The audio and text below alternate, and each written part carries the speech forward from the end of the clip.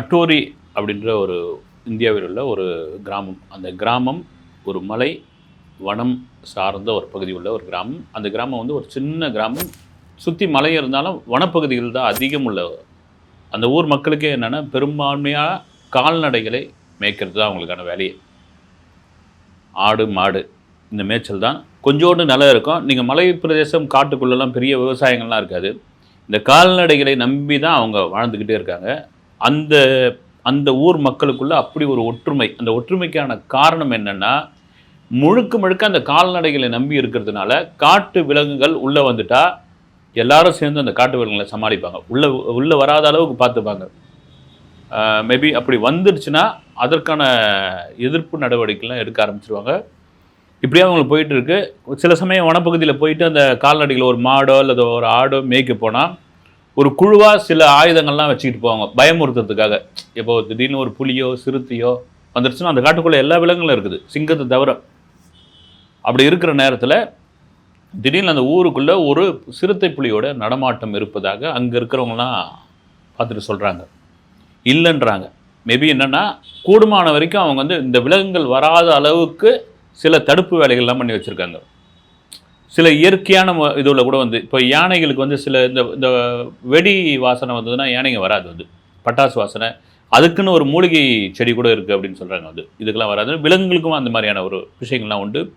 கூடுமான வரைக்கும் தங்களை காப்பாற்றுவது, தங்கள் கால்நடைகளை காப்பாற்றுறதுல ரொம்ப முக்கியமாக அவங்க இருக்காங்க. இந்த நேரம் வந்து ஒரு சிறுத்தை புலியோட நடமாட்டம் இருக்குன்றாங்க, சில பேர் இல்லைன்றாங்க. அப்புறமா வந்து ஒரு ஊரில் ஒரு பகுதியில் இருக்கிற ஒரு 50-60 பேர் சேர்ந்து அதை கண்காணிக்கிறாங்க. மேபி அவங்க கண்ணில் படலை.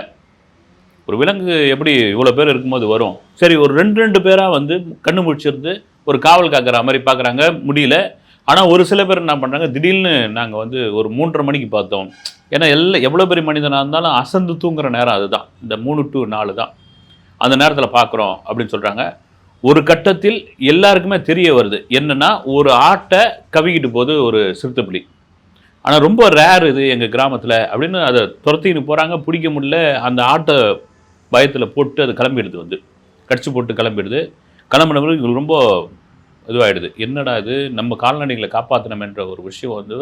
அப்போ என்ன பண்ணுறாங்க, குடும்பம் வாரியாக பிரித்து காவலுக்கு அனுப்புகிறாங்க. அது நீங்கள் இருக்கிற இந்த ஊரை வந்து ஒரு சின்ன ஏரியா தான், அதை வந்து காவல் காக்கணும். நீங்கள் எந்த விலங்கு வந்தாலும் அப்படி மீறி வந்துட்டால் ஒரு விசில் மாதிரி ஒரு சத்தத்தை கொடுத்து எழுப்பணும். எல்லோரும் எழுந்துப்பாங்க. எழுந்தோன்னே ஏறக்குறைய அவங்களுக்கு மற்றபடி துப்பாக்கி மாதிரியான ஆயுதங்கள்லாம் வச்சுருக்கக்கூடாது. தடி, தீப்பந்தம், அதில் அந்த வர விலங்குகளை மிரட்டி அனுப்புறதுக்கு, அதை கொல்லவும் கூடாது. ஆனால் ஒரு கட்டத்தில் இந்த காவல் காக்கிறவங்களையும் தாண்டி டிமிக்கி கொடுத்து மாட்டை கடிச்சிட்டு போகிறது, ஆட்டை கடிச்சிட்டு போகிறது, கோழியை தூக்குறது, இப்படியா ஒரு சிறுத்தை புலி அட்டகாசம் பண்ணிக்கிட்டு இருக்குது. நீங்கள் சிலது ஒத்த யானையெல்லாம் சமாளிக்க முடியாதுங்க. வந்து ஒத்த யானைலாம் நீங்கள் என்ன வேலை பண்ணாலும் சரி, உள்ளே வந்து எவ்வளோ பெரிய ஆளாக இருந்தாலும் அது வேலையை காமிச்சிட்டு போயிடும், பிடிக்கவே முடியாது. அதுக்கப்புறம் தான் இந்த கொம்பன்ற யானையை கொண்டு வந்து அதை அடக்குவாங்க. அதே போல் தான் சிறுத்தை புலி சிலதெல்லாம் வந்து, குறிப்பாக புலிகள், சிறுத்தை புலிகள் இதெல்லாம் வந்து மனிதனுடைய அந்த வாடை, அந்த ரத்த வாடை பிடிச்சிடுச்சுன்னு வச்சுங்க, விடையாது. ஆனால் இங்கே மனித ரத்த வாடை பிடிக்கல. விலங்குகள் மேலே ஒரு சமயம் காட்டில் வெயில், இந்த பகுதியில் வெயில் அதிகமாக இருக்கிறதுனால காட்டில் இறை கிடைக்கல, தண்ணி கிடைக்கல அப்படின்றதுக்காக இது வருது. ஆனால் ஒரே ஒரு சிறுத்தை புலி நடமாட்டம் தான் இருக்குது போது, சரி இதுக்கப்புறம் நம்ம காவல் காத்தோன்னா சரியாக வராது, வனத்துறை அதிகாரிகள்கிட்ட போய் சொல்லுவோன்னு வனத்துறை அதிகாரிகள்கிட்ட எழுதி கொடுக்குறாங்க. அவங்க வழக்கம் போல் சொல்கிறாங்க, வந்து உங்கள் பகுதியில் ஒன்றும் விலங்குகள் நடமாட்டமே கிடையாது, காட்டில் ஒரு பகுதி அது, அந்த பகுதியில் நீங்கள் மக்கள் இருக்கிறதுனால இங்கே அதிகபட்சமாக கரடி வரும், அது கூட சமீபமாக வரதில்லை அப்படின்றாங்க. இல்லைங்க, வருது சார், நாங்கள் பார்த்தோம், கண்ணால் பார்த்தோம். ஆனால் அந்த காலகட்டங்களில் செல்ஃபோன்லாம் இல்லை, பார்த்தோம் நாங்கள், வந்தது அப்படின்பொழுது சரி வழக்கம் போல் அவங்க என்ன பண்ணுறாங்க, கேமராவை ஃபிக்ஸ் பண்ணுறாங்க. ஒரு 2-3 கேமராவை ஃபிக்ஸ் பண்ணும்போது அதில் சிறுத்தை புலியோட நடமாட்டம் அவங்களுக்கு தெரிய வருது. ரைட் அப்படின்ட்டு ஒரு கூண்டு வைக்கிறாங்க. கூண்டுக்குள்ளே அது மாட்டுற மாதிரி தெரியல, ரொம்ப கெட்டிக்கார சிறுத்தை புலியாக இருக்குது. இதே சமயத்தில் அவருடைய ஆடு மாடுகளுக்கும் அந்த பாதிப்பு உண்டாகுது, கடிச்சிட்டு போகுது, தூக்கும் போது இதெல்லாம் நடக்குது. ஒட்டுமொத்தமாக எல்லாரும் சேர்ந்து ஊரில் எல்லை கட்டி நிற்போன்றாங்க. அந்த பகுதியில் எவ்வளோ நாள் அப்படி நிற்க முடியும் அப்படின்ட்டு கூண்டை வந்து எக்ஸ்ட்ரா வைக்கிறாங்க அந்த பிடிக்கிறதுக்கு. இல்லை அந்த கூண்டுக்குள்ளே ஒரு ஆட்டையோ அல்லது மாமிசத்தையோ ஒரு கோழியை கட்டி அங்கங்கே வைக்கிறாங்க. வச்ச உடனே ஒரு நாள் கரெக்டாக அந்த சிறுத்தை புலி அகப்பட்டது. பட்ட பிறகு ரைட் ஓகே ரொம்ப நிம்மதியாகிடுச்சு. இந்த காட்டுக்குள்ளே எந்த விலங்கும் இந்த ஊருக்குள்ளே எந்த விலங்கும் வராத இந்த சமயத்தில் இந்த சிறுத்தை புலி மட்டும் எங்கேருந்தையா வந்தது, இதுக்கு எப்படி வந்தது, வேறு எங்கேருந்தோ தப்பிச்சு வந்துருச்சு, இது வேறு ஏதோ இது தாண்டிய ஒரு வனப்பகுதியிலேருந்து வந்துருச்சு அப்படின்ற மாதிரி சொல்லும்போது அவங்க இந்த மாதிரி இன்னொரு பகுதியில் ரொம்ப தூரம் இருக்கிற பகுதியில் எடுத்து விட்டுடுறாங்க. வழக்கம் போல் இவங்க அந்த கால்நடைகளை வச்சு மேய்ச்சிக்கிட்டு வாழ்ந்துக்கிட்டு இதெல்லாம் பண்ணிகிட்டு இருக்காங்க. நீங்கள் ஆப்பிரிக்காவோட பெரும்பாலும் பார்த்தீங்கன்னா கால்நடைகள் தான் அவங்களுடைய வாழ்வாதாரமே. இந்த கிராமத்துலேயும் அதுதான். நீங்கள் வெறும் தோட்டப்பயிரெலாம் ஒன்றும் பெருசாக வைக்கவே முடியாது அங்கே. இதுதான் மிஞ்சி போனால் ரொம்ப ஒரு 10-15 குட்டி போட்டு அது வளர்ந்ததுன்னா பக்கத்தில் இருக்கிற ஊரில் எடுத்து சந்தையில் விற்றுட்டு வருவாங்க. இதுதான் இவங்களுடைய வாழ்வாதாரம். மீண்டும் ஒரு நபர் வந்து ஒரு இரவில் ஒரு சிறுநீர் கழிக்கிறதுக்கு அப்படி வெளியே வரும்பொழுது ஒரு சிறுத்தை புலியோட நடமாட்டம் கண்ணில் பார்க்குறாரு. பார்த்த உடனே அதிர்ச்சி ஆகிறார். வந்து திரும்பவும் ஊரை கூட்டி சொல்கிறாரு, திரும்பவும் வந்துடுச்சு அப்படின்னு. வனத்துறைக்கிட்ட போய் சொல்கிறாங்க, யோ அதெல்லாம் ஒரு 50 கிலோமீட்டர் தாண்டி விட்டாச்சு, திரும்பலாம் அது வரவே வராது அந்த பக்கம்ன்றாங்க. இல்லை சார் அதுதான் மோப்பம் பிடிச்சி, அந்த மோப்பெல்லாம் கிடையாது, நாங்கள் விட்ட இடமே வந்து ரொம்ப அடர்த்தியான ஒரு காட்டுப்பகுதி, அது திரும்ப நான் இந்த ஊருக்குள்ளலாம் வரதுக்கு வாய்ப்பே இல்லைன்றாங்க.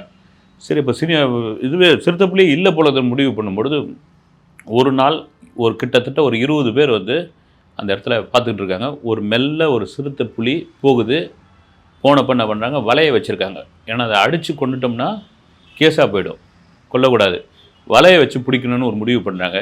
அது மெல்ல வந்து ஒரு மாட்டு கொட்டகை வழியாக போகுது. இது ரியலாக நடந்த சம்பவங்க. ஒரு மாட்டு கொட்டகை வழியாக போகுது. ஒருத்தருடைய மாடு இது, அவரே பதறாரு. அவர் 2 காளை மாடு ஒரு பசு மாடு வச்சுருக்காரு. நேராக புலி இந்த சிறுத்தை புலி போகுது. அந்த 2 காளை மாடு பக்கம் போவே இல்லை. இந்த பசு மாடு பக்கத்தில் போய் உட்காருது. எல்லாருக்கும் பெரிய ஆச்சரியம். இந்த பசு மாடு பக்கத்தில் போய், எப்பவுமே பசு மாடு பொதுவாக மாடு ஒரு விலங்கு வருதுன்னு வச்சு, நாய் கூட வருதுன்னா பதறம் வந்து இந்த மாதிரியான வைல்டு அனிமல் வரும்போது பதறம் ஓடும். நம்ம சேனலில் யூடியூப் சேனல்லாம் கூட பார்க்கலாம். வந்து இந்த வீட்டில் கட்டியிருக்கிற நாயெல்லாம் வந்து கவிமையிடும். சிறுத்தை புலிங்கெல்லாம் வந்து தூக்கின்னு ஓடும். அதில் அந்த சிசிடிவி கேமராவில் பதிவாகிறது. இந்த பசு ரொம்ப சாதுவாக படுத்துக்குது. அது கூட வந்து இதுவும் படுத்துட்டு கொஞ்ச நேரம் இருந்துட்டு அப்படியே காட்டு பகுதிக்கு போயிடுது. எல்லாருக்கும் பெரிய ஆச்சரியமாக வருது, அது ஒன்றும் பண்ணாதீங்கன்னு. இது இன்றைக்கி மட்டும் இல்லை, ஒரு 2 நாள் கட்சியும் அதே போல் வருது. மறுநாள் வரல, 2 நாள் கட்சியும் வருது. அது மாடோட ஒன்றா படுத்துக்குது. அந்த மாட்டு தலையில் இதுவில் கழுத்தில் வச்சு இது தலையை வச்சு புதைச்சிக்குது. இதனுடைய புகைப்படங்கள்லாம் இருக்குது. வந்து மறுபடியும் உங்களுக்கு பெரிய ஆச்சரியமாகுது, என்னையாதுன்னு. சரி வனத்துறைக்கு சொல்லாமான்றாங்க. சொல்லி தான் ஆகணும். ஏன்னா இது நாளைக்கு வந்து இப்போ நீ பசுமாட்டு கூட அது ஏன் படுத்துருக்குன்னு தெரியல, பசுமாடு கம்முன்னு இருக்குது, மனித மேலே பாஞ்சதுன்னா என்ன ஆகும் அப்படின்னு ஒரு பயம் வருது. வனத்துறைக்கு சொல்கிறாங்க. அவங்களும் வந்து கண்காணிக்கிறாங்க. அவங்களுக்கு பெரிய ஆச்சரியமாகுது. இதில் கடைசியாக வந்து இவங்க காணாத ஒரே ஒரு விஷயம் என்னென்னா, அந்த சிறுத்தை புலி அந்த படுத்திருக்கிற அந்த பசுவோடைய காம்பில் பால் குடிக்குது. அப்போ தான் அந்த வனத்துறைக்கு தெரிய வருது, ஐயையோ இது வந்து பெரிய சிறுத்தை புலி கிடையாது, இது ஒரு குட்டி, ஒரு தாயை பிரிந்த ஒரு குட்டி சிறுத்தை புலி அங்கேயும் இங்கேயும் வந்திருக்குது. அதுக்கு வேட்டையாட தெரியல. அந்த சமயத்தில் இந்த பசு அந்த பசிச்ச அந்த சிறுத்தை புலி குட்டிக்கு பால் கொடுத்துருக்கு. பால் கொடுத்த உடனே பாசம் எப்படி மாறிடுச்சு பாருங்க. வந்து அதுக்கு வேட்டையாடணுன்ற அந்த எண்ணமே வரல. காட்டில் இருக்கிறது இந்த நேரத்துக்கு அது பசி எடுக்கும்போது பால் ஞாபகம் வரும்பொழுது நேராக தலைவர் கிளம்பி இங்கே வந்து இந்த பசுமாடு பக்கத்தில் படுத்துருந்து மடியில் பால் குடிச்சிட்டு 2 பேரும் அப்படி கொஞ்சம் குழாவிட்டு, உலகத்திலே இல்லாத பெரிய அதிசயம் அது. இது வந்து கிட்டத்தட்ட ஒரு இன்டர்நேஷ்னல் லெவலில் இது ஒரு செய்தியாக மாறிச்சு. வந்து மனிதன் தான் மிருகமாக இருக்கிறான், மிருகங்களுக்குள்ளே அந்த வேறுபாடே கிடையாது. வந்து குணம் தான் நம்ம இருக்குது. அந்த குணம் மாறிடுச்சுன்னா அதுவே மனிதனாக மாறி இருக்குது. இப்போ மாமனிதனாக மாறி இருக்குது பாருங்கள். வந்து இதுதான் ரொம்ப முக்கியமான ஒரு விஷயம். காட்டுக்குள்ளே மறுபடியும் போயிடுது. எல்லாருக்கும் பெரிய ஆச்சரியமாகிடுது. அந்த சமயம் வனத்துறை அதிகாரி ஒருவர் வைத்திருந்த ஒரு கேமராவில் எடுக்கப்பட்ட அந்த புகைப்படம் அதுதான் அத்தாட்சி. இல்லைன்னா நான் சொல்கிறது கூட அது கட்டுக்கதைன்னு வாங்க. வந்து அதுதான் வந்து சாட்சியாக மாறுது. வந்து மாறின பிறகு அதன் பிறகு சில செய்தி சேனல்கள்லாம் அந்த கிராமத்துக்கு வந்து வெயிட் பண்ணுறாங்க. வெயிட் பண்ணும்போது அந்த சிறுத்தை புலி வரல. ஆள் நடமாட்டம், ஆட்கள் இதெல்லாம் இருக்க அது அந்த பக்கமே வரவே இல்லை, போயிடுச்சு. இந்த விஷயம் பெரிய அளவில் பேசப்படுகிறது. அப்போ தான் வந்து சமூக ஆர்வலர் சொல்கிறார், வந்து இந்த சமுதாயத்தில் முழுக்க மனிதன் பூரா மிருகமாக மாறிக்கிட்டு இருக்கான். உண்மைதான். நீங்கள் பார்த்தீங்கன்னா அதுவும் சமீபமாக இந்த இப்போ கடந்த ஒரு மாதத்துக்குள்ளே எத்தனை பாலியல் கொடுமைகள், வந்து பாலியல் தாக்குதல்கள், கொல்கத்தாவில் ஆரம்பித்து கிருஷ்ணகிரியிலேருந்து அப்படியே அசாம் வரைக்கும், பெங்களூரில் லிஃப்ட்டு கேட்டு போன ஒரு விஷயத்துலேருந்து அவ்வளோ கொடூரமான ஒரு விஷயங்கள் மாறிக்கிட்டு இருக்க இந்த நேரத்தில் விலங்குகள், அதுவும் எதிரான விலங்குகள் வந்து ஒரு விலங்கு இன்னொரு விலங்கை அடித்து சாப்பிடக்கூடிய இடத்துல அது வந்து அதுக்கு பால் கொடுக்குது, இது பால் குடிக்குது. உலகத்தில் எங்கேயும் நடக்காத ஒரு விஷயம் அன்பு. இதற்கு மொத்தமாக ஒரே ஒரு விஷயம் என்னென்னா அன்பு. அன்பு செலுத்துங்கள், அன்பாக இருங்கள். எவ்வளோ பெரிய மிருகத்தையும் மனிதனாக மாற்றலாம், குணத்தையும் மாற்றலாம் என்பதுதான் இந்த உண்மை சம்பவத்துடைய அடிப்படை. அடுத்த வீடியோவில் சந்திக்கிறேன். நன்றி.